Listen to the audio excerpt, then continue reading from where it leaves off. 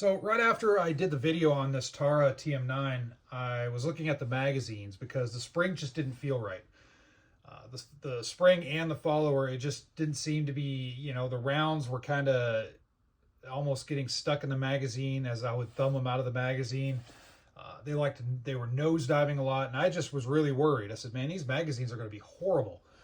I'm not going to get any type of reliable use in this gun with these mags. So I took the mags apart and I looked closely at the follower in relation to the spring, and I said, holy crap, these followers are installed backwards. They're flipped around. So I flipped around the correct way, and lo and behold, now the magazine actually kind of works a lot better. And it engages the last round hold open every time, and all that stuff seems to be good to go. We'll see how it functions, because one thing about these magazines, I don't like the anodizing finish that's on them on the inside and out. I think it's not very well done, so that may still cause some issues, but overall the followers seem to be installed right now, and I should get better feeding.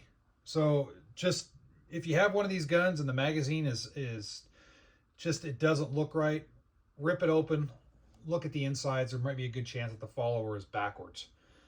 And I think that's kind of funny. I don't think somebody did it on their own. This gun, when I bought it, it was labeled as used, even though I don't think it was really fired. I don't see any evidence of it being fired, and I don't see any evidence of the spring being worked on, it being pulled off the follower.